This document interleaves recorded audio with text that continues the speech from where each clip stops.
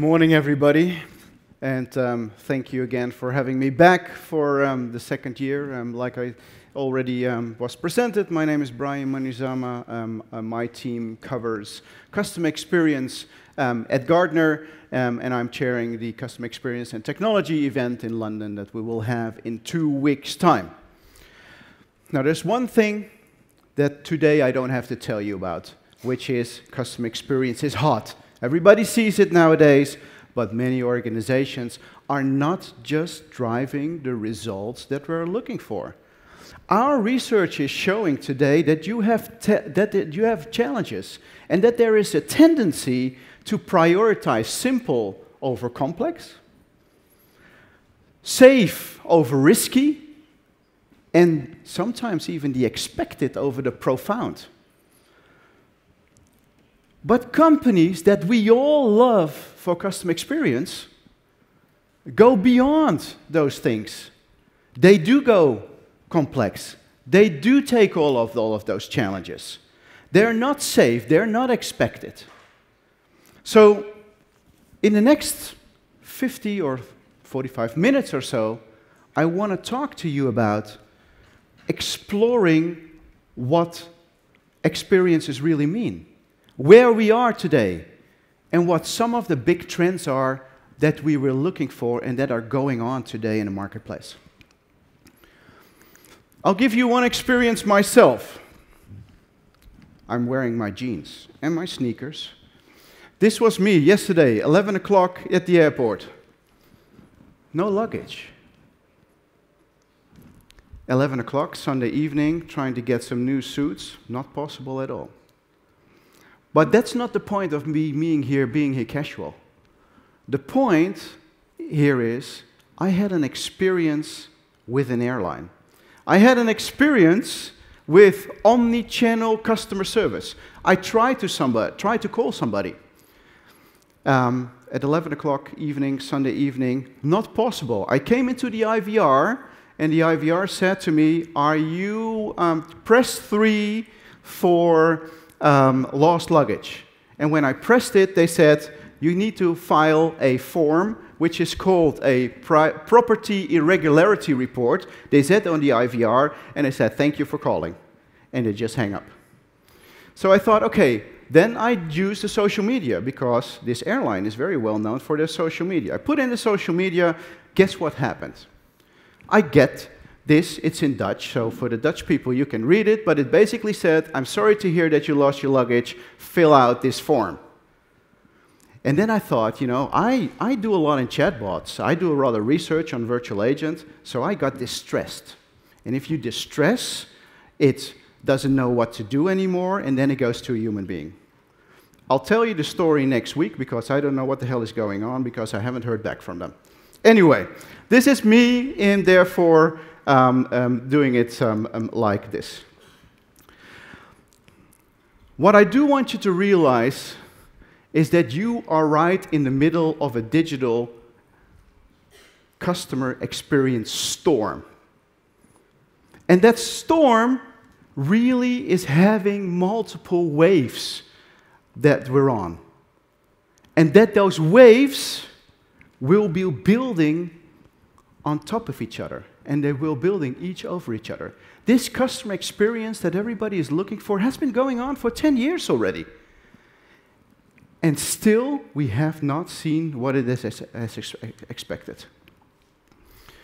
What we see is that a lot of companies are diving under that wave, which is, of course, a safe thing to do. Let it pass. It's not going to affect us. I'm going to be the fast follower. I'm going to take the safe route. And that's a viable strategy, absolutely. But you cannot always hide under that wave. And what we see is that new leaders in each and every one of those industries that you're on are basically doing better. They are effectively making new experiences, better experience. And it gives you and your customers the opportunity to ride that wave. So go for the service strategy. Flow from one wave to the next. And depend that you will have a good weather forecast, so that you will be a leader in this space. So, in order to do that, I want to take you to a 3-step roadmap that I put together. I want to talk about where we are today in customer experience. I want to talk about one big trend that is going on in terms of employee experience, and of course, being here with eGain and seeing this in the organization, the perfect AI wave that is going on in customer service right now.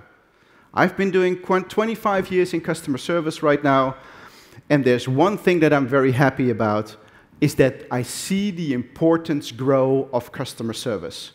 I see the acknowledgement of the importance of the role, of the data that it brings in order to provide those experiences that we're looking for. So let's get started on this. So, what is happening? I think this picture very much, I stole this picture from one of my colleagues, says it all. We have been putting a lot of money in customer experience programs to make sure that we provide the best experience that we can. But despite all of those efforts, like this dedicated young man, we're not consistently hitting the market with enough force to actually ring that bell that is associated here. Who has that experience in their own organization? Well, you're all that good? Ah, I thought so. So the lesson from this picture here is that this kid can try as hard as he can, but he's never going to hit the bell. He's never going to hit that mark hard enough to make that happen. So he is not properly prepared, and he's playing the wrong game. And CX is not a game of chance. We need to prepare for it and do it all in the right way. So like every CX presentation, you need to start well. You need to start with the customer here. And for the customer side, the most important thing is here, the customer perceptions and related feelings accumulated across every touch point and interaction. That's what I mean when I talk about customer experience. 2 things to notice here. First, every brand has an experience, gives an experience, whether you want it or not. Because you can have your own shaped and paid channels, but there are also the earned channels that you get, where people talk about you, what they say on social media, and how that could harm or could increase your experience. So then you have on the other side, you have the customer experience management, the practice of designing and reacting to customer interaction in order to lift 3 things that probably I will say a couple of times during this day. Lift satisfaction, loyalty, and efficacy.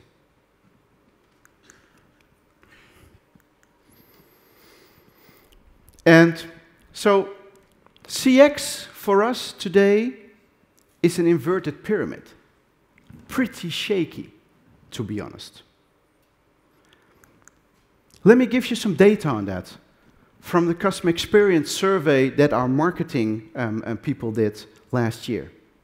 81% of you say it's important that we have this, and you will complete, or mostly complete, the basis of it in 2 years' time. But there's also 48% of you guys that have established a relationship between CX and business outcomes, but have not done so much about it yet. And not even half of you have established customer journey maps, and they are effectively identifying and prioritizing CX effort. And it gets worse. Only 41 of you have done customer experience efforts that exceeded management expectations. And last but not least, only 1 out of 5 have their CX efforts really exceeded expectations of customers. I thought this was pretty shaky, that is going on.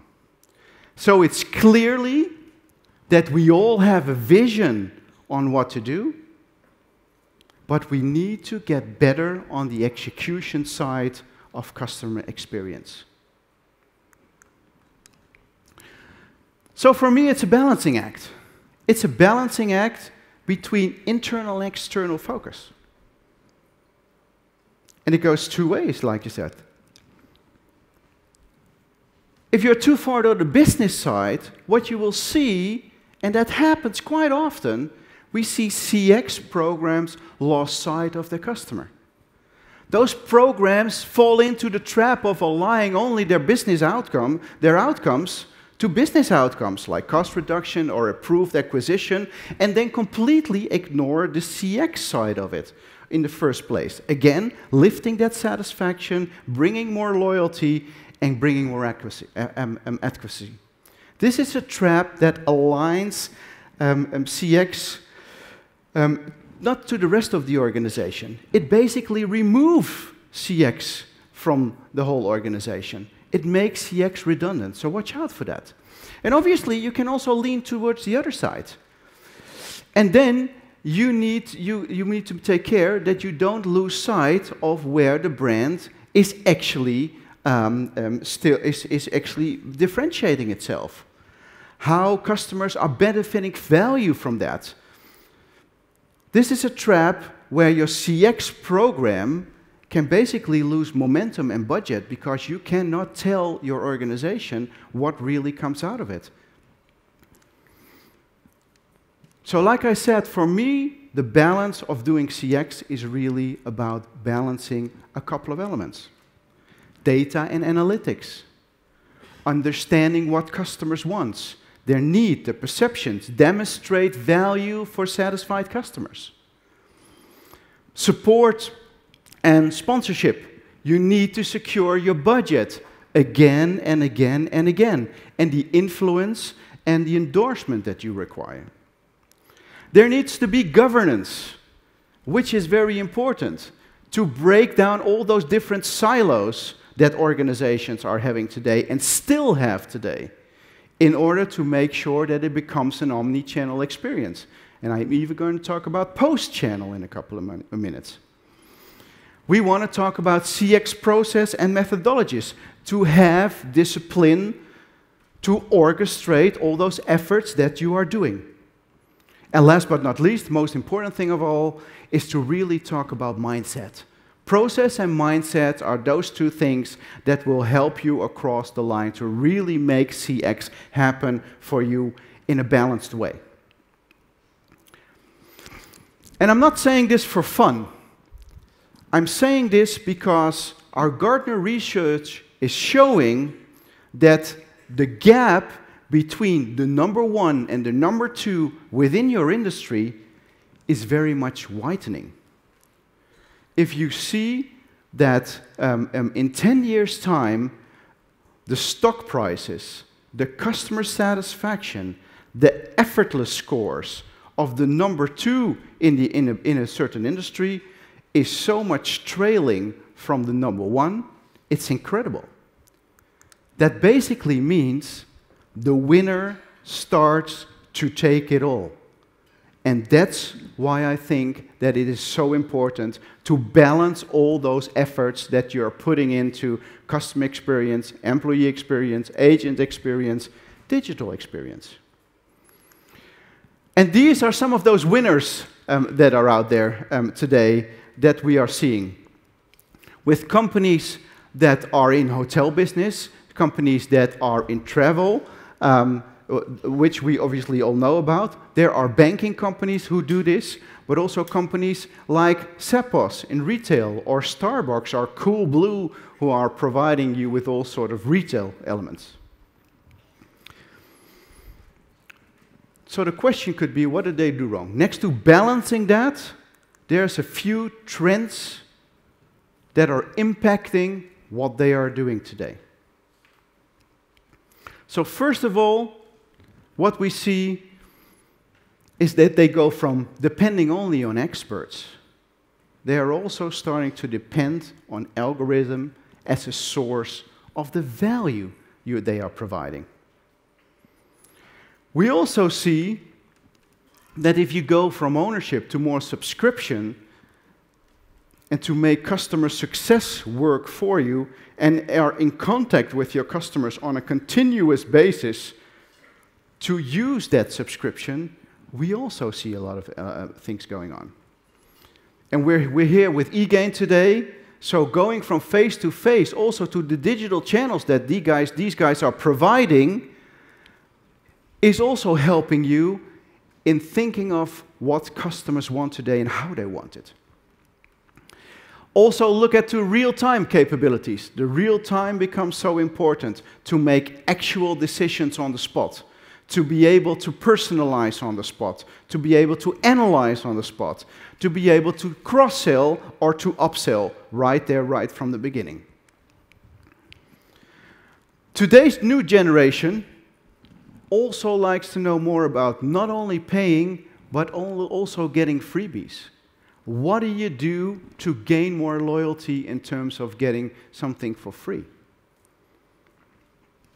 And another element to it is, as the number 5, personalization cannot be ignored anymore. And although a lot of organizations are saying they're doing personalization, if I really ask about it, what it is still very generic as far as I'm concerned. Really get to the individual customer that could actually, where you can actually make an impact. What we have seen over the last couple of years already, and what we'll see throughout this presentation, is also that one of the big trends that is out there in customer experience is going from an assistant service capability more to a self-service capability. Where we used to choose an assistant channel, we are all now choosing an unassisted channel, a self-service channel, to make things happen. So that should be your focus also and your mindset. Be self-service first in order to be assistant service first.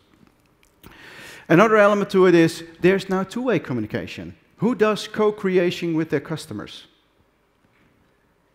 Also no hands? That's a shame. Oh, there's a few. Thank you for doing that. But co-create with your customers. It's not about one-way communication. How do you know what you don't know?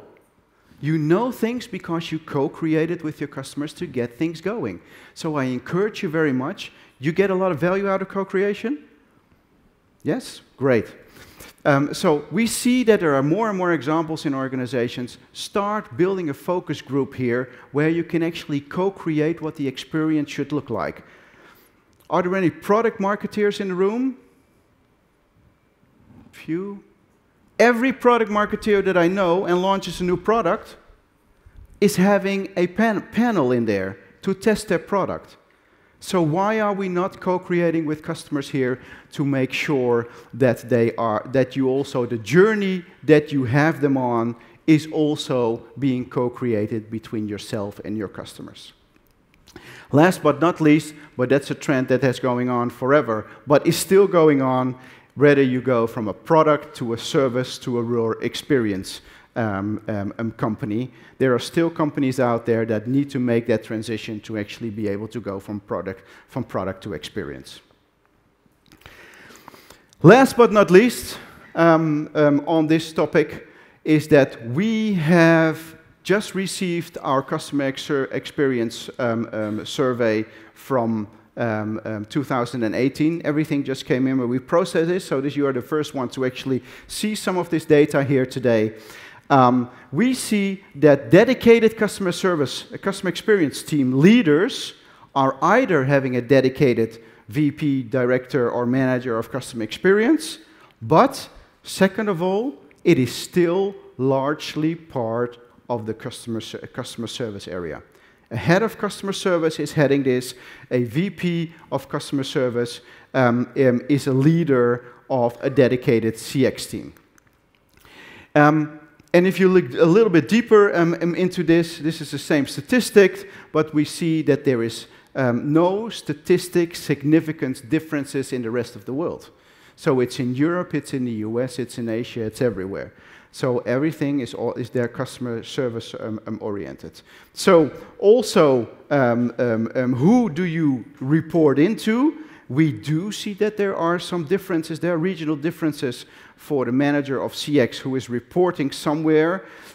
It's lower in North America versus Europe or Asia-Pac in that respect. So remember, you guys play an important role when it comes to driving customer experience. It's a trend all over the world with data that is just 5 years old, so very accurate. So take your responsibility and start thinking about how you could make that effort in that respect better. I was not trying to get a sad story here in terms of customer experience, because we all need to go on that ride. We all need to go on that journey to really get all of these things happening. We're on a good road, but I think we could do so much better if we are just a little bit more bold in the way that we set all of this up. Let me share one of the big trends that we are seeing that is going on today. Taking charge of your employee experience. I was not trying to look at KLM again, but experiences of engagement drives performance. We all know that. I used to run hotels, and I used to run hotels with the Marriott hotel chain. The Marriott hotel chain always said, if you take care of your employees, they will take care of your customers. And this is something that I did 25 years ago. But it's still so relevant in terms of setting this up. Let me give you some statistics from our colleagues now from the CEB research who look into more human resource elements of it. Employee engagement leads to better business results. 3 times higher return on assets. 3.5 times higher profit margin, 9% better customer satisfaction, 9% decrease of employee probability of departure. Good stats.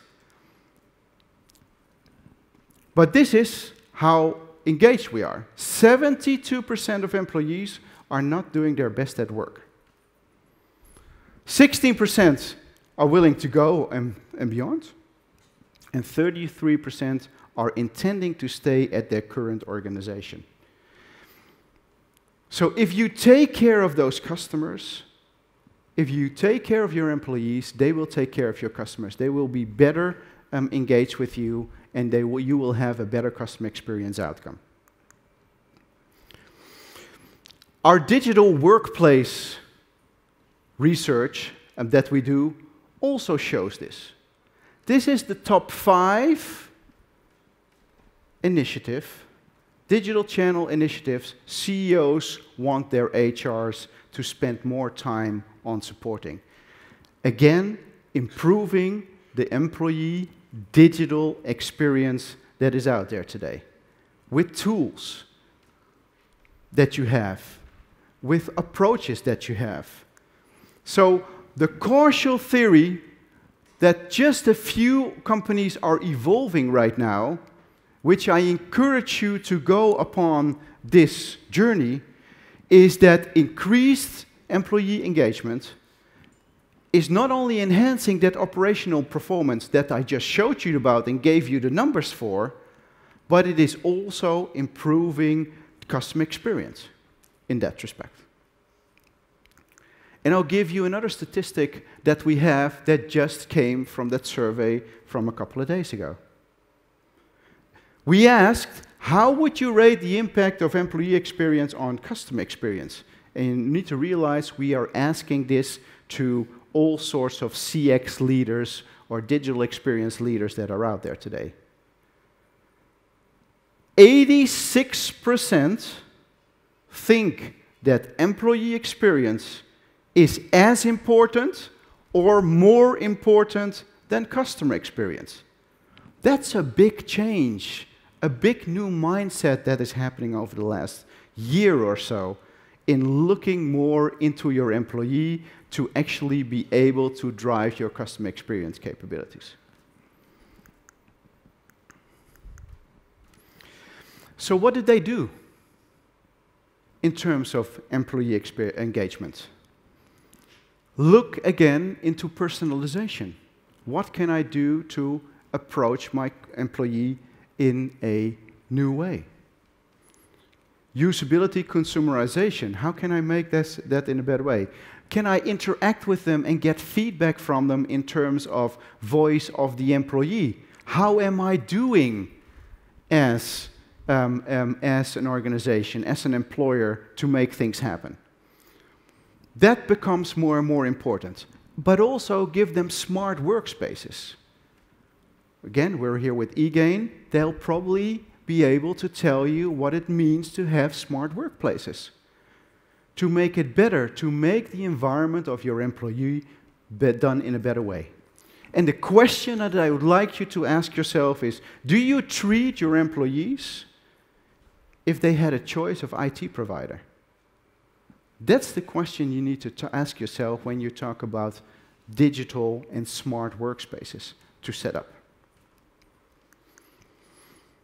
How many Gen Z people in the room? Let me quickly look. Not a whole lot of them, not a whole lot of them. But people, those Gen Z generation is coming. And I've been studying that Gen Z generation. I do a presentation on my own summit next week on it. Those Gen Z generations are different. They don't trust everybody. They only trust each other. They don't want to be left out, so they always want to have the interesting job. They're good from a sustainability perspective. So with this external research, millennials, but also Gen Z, have the lowest employee engagement. And if you don't treat them well, they will leave. So I'm warning you right now. Start looking into your employee experience in order to drive your customer experience, but at the same time, also make sure that you are ready for the next generation of employees that are coming to your business. So well-being, one of the elements. This is a mushy green wall from a better lively perspective, but also empower those employees to get things going.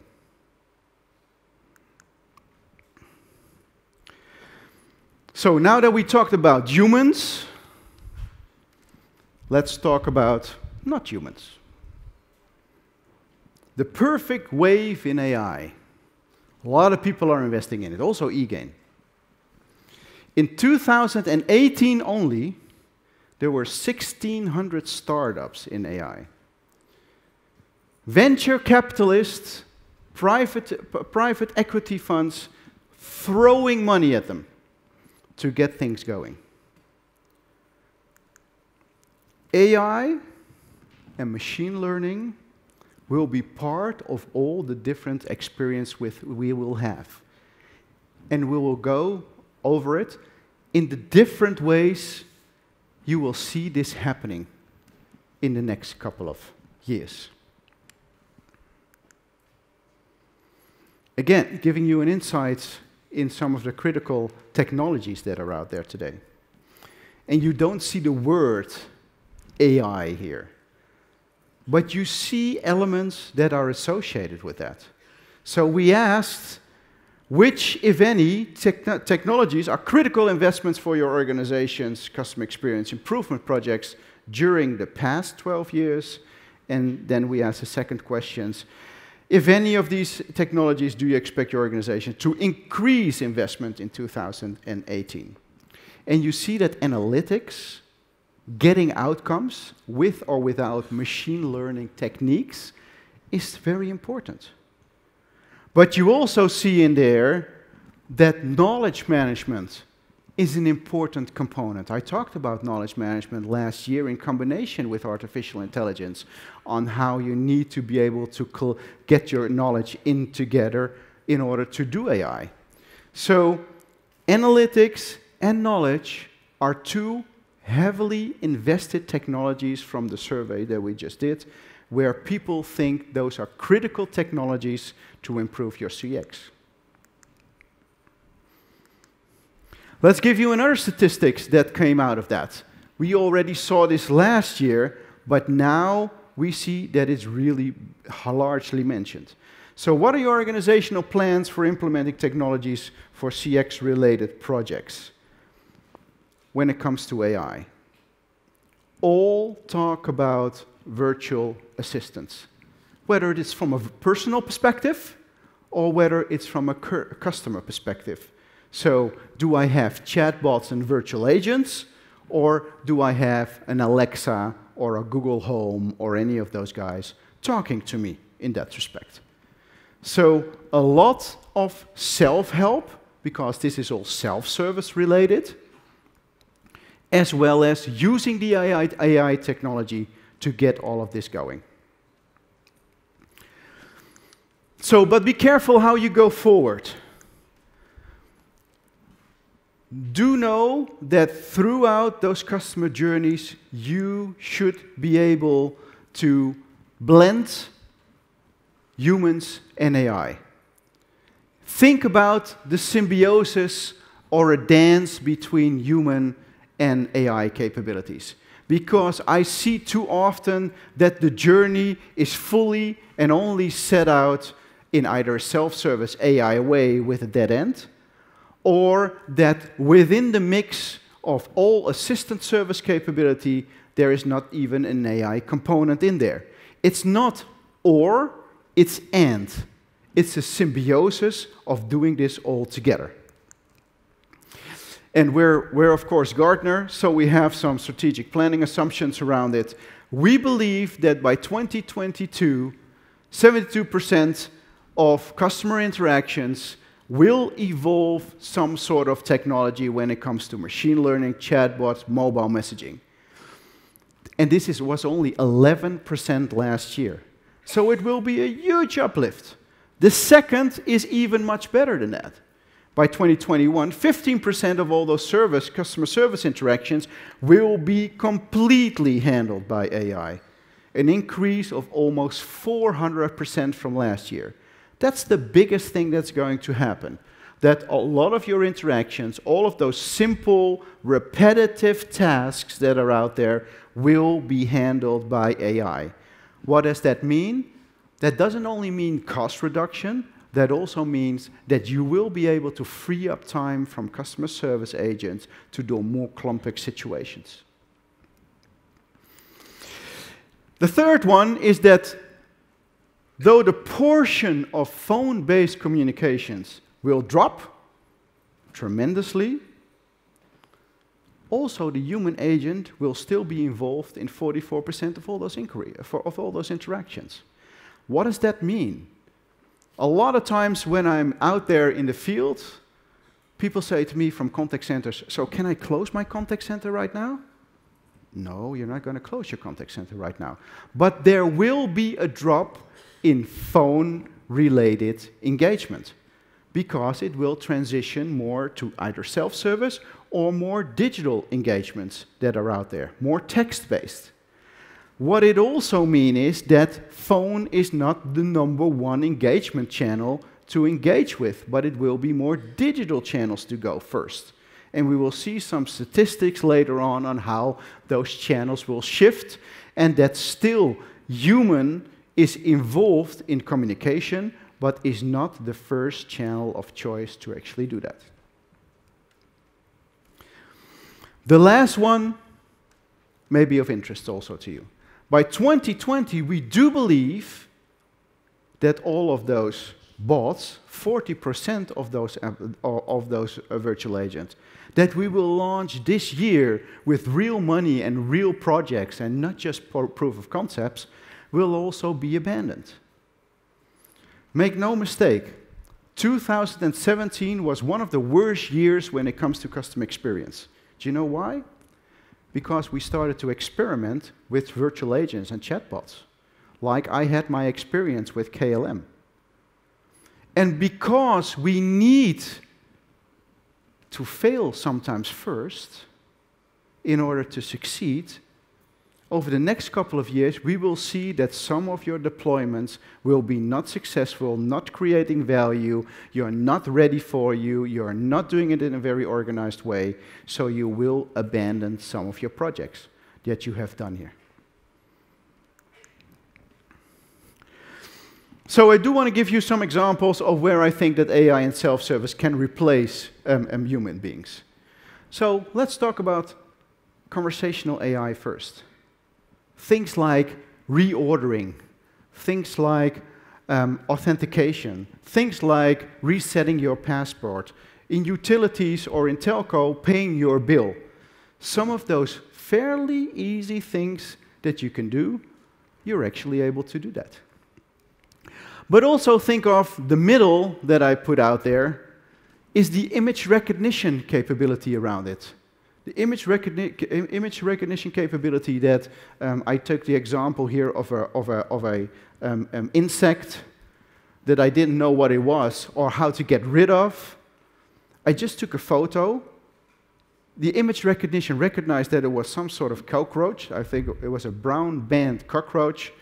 I knew what to do against it to make it go away, and we did it. Excellent. And then the end of it, this is a company called Humana, are also not the current IVR that I just got stuck in my KLM example. We are now also making that IVR more predictable.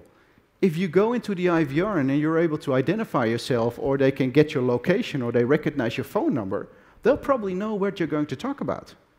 They can predict, with all their machine learning capabilities, who you are, what you do, and what most probably your question would be. They could also make visual IVR out of this, so that you are not punching 1, 2, or 3, but you are actually swiping on your mobile phone where things are to give you also a better experience here. So those are different things on how you could see that this actually could work.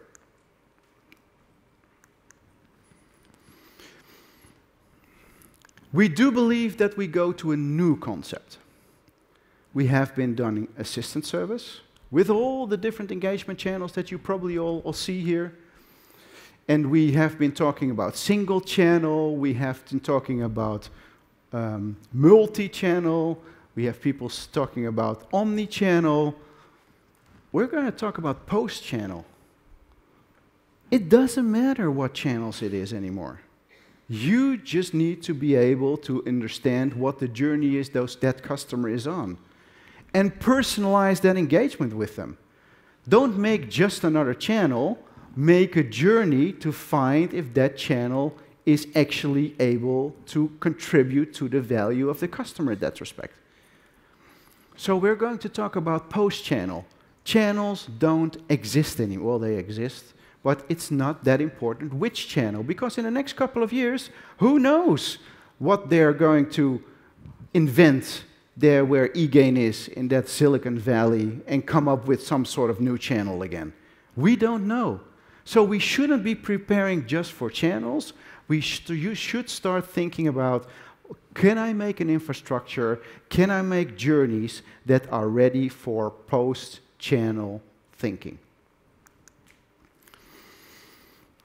That doesn't mean that the channels are evolving in the next couple of years. We will see that there will be growth coming in. This is some of the research that we did last year on how we see channels growing in the next couple of years, in the next 5 years, so to speak. So you see that more and more of those virtual agents, chatbots, conversational AI capabilities will grow in the next couple of years. That also messaging will grow, so text-based enabled. We will see a lot of human guiding chatbot requests. We will see a lot of chatbot to human requests. We will see video do more. And also social media engagement will continue to grow. And let me come back to what I said earlier to you on the statistics, that there will be a major shift going forward for customer engagement. That where we see now that customer self-service is only 48% of all the engagements that we are doing, that in the next couple of years that customer self-service perspective will grow, that agent interaction will decrease as a first channel of choice, and what of course the most interesting part of it is that middle part of 21% where it's about agent assistant self-service, which basically means that I want to do self-service, but I am dropping out. I'm not able to fulfill that from a self-service perspective, so I need to go to an assistant service capability. Whether that is text-based or whether that is phone-based interaction. So the closer you can work with your team of getting that 21% to a smaller percentage, the better you do, because phone will never be that first channel of interaction. So if you want to see on the sideline how it's built up, you see some of these changes that will be going on.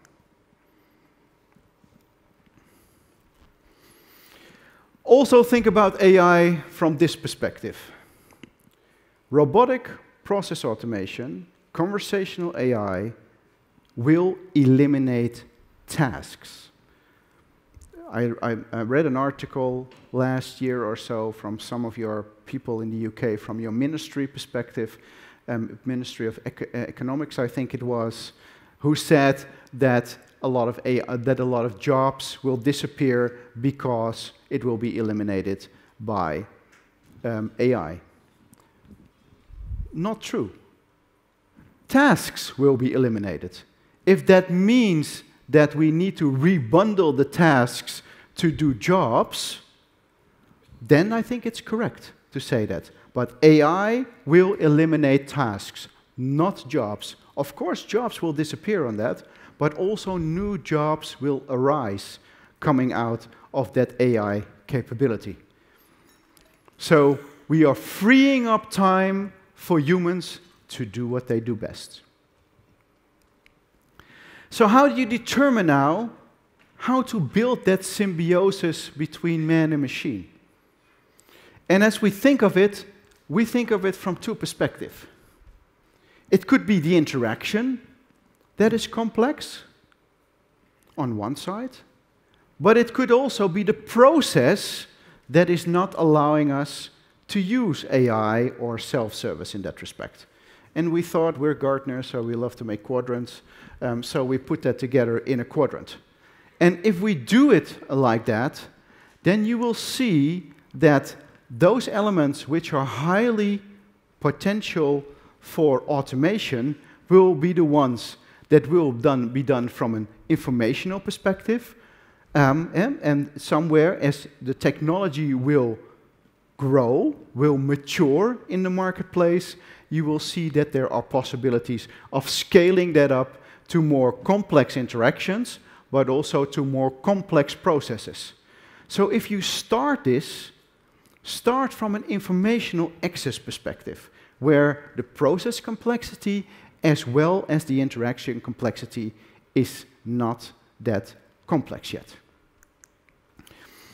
We talked about this already, but also then finding the right employee will become harder from different perspectives. So we are removing all the repetitive tasks. We are freeing time for agents to do what they do best. But that also could mean that some people are not able to be multi-talented. So being a telephone agent is something completely different than being a text-based agent. So can I bring everybody with the same capabilities? BPOs have a hard time at this particular point in time because they need to reassess all of their staff and make real new plans because they do a lot of repetitive tasks. Think about India. I was in India this summer. In India, when I walked into the BPOs, they really start to see the pain of self-service and they start to see the pain of AI because they cannot do all those repetitive jobs anymore. So that starts to be a problem. So finding the right employees for your organization who are multiple talented and not are just doing the repetitive tasks will become more and more important. And that's again why it's also so important for those who do this well for you and are doing their best in the complexity of the work that they're doing. It is so important to bring them the necessary employee experience that you will need. Also think about the augmented worker and some of the technologies that you need. Sentiment, understand sentiment of customers. Clearly KLM didn't understand my sentiment over the last couple of hours.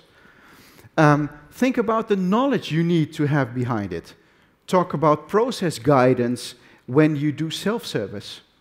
Think about next best actions that are out there. And knowing the path of the customer through the analytics that is out there. Today, across the show floor and from different presentations, you will hear a lot about those tools that will help your employees, your workers, to augment themselves in terms of employee satisfaction and employee experience, but at the same time also be able to help your customers bring the experience that they need. If you also do AI in the interaction and process complexity that you're doing right now, also match it to some of the compelling engagements that you have right now. I think that there are quite some elements where we still can improve. You can look into positive sentiment, you can talk about costs to solve, you can talk about mobile service, you can think about all different goals that you can have. What we have seen so far, that there are quite some improvement areas that you can have within your organization with AI to bring better customer experience. So, if you're not embedding AI into virtually everything that you're doing, from a conversational perspective, from an image recognition perspective, from a sentiment analysis perspective, you are under this wave. But make sure you're a leader and that you are on top of this. I'm going to finish up my presentation and leave the stage to the CEO of eGain. But let me start by giving you a few recommendations. Redefine the mix of channels to best respond to emerging customer decisions, especially from highly intelligent self-service with AI uses. Deploy next-generation tools for those next-generation agents, like digital-first knowledge engagements, knowledge management, AI guidance, to help them give the best experience to your customer, as well as for their own well-being. And clearly state where human support will make a difference over automated responses. Think about that symbiosis of man and machine that is out there today. And select also those areas where you can have the advanced analytics to able to collect those insights that you need to better serve your customers. The last element for me, fixing CX problems is really table stakes.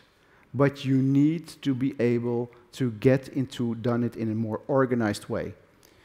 And powerful proactive experiences build powerful, lasting relationships. Break down those silos, bring AI in, know what you need to know about your customers, and you will have long-lasting elements to it. Don't go under this wave, but take that service strategy that I showed you in the beginning, because I really think that the CX winners are the brands that are stretching from that brass ring. The winners are taking it all. Thank you very much, and have a wonderful day.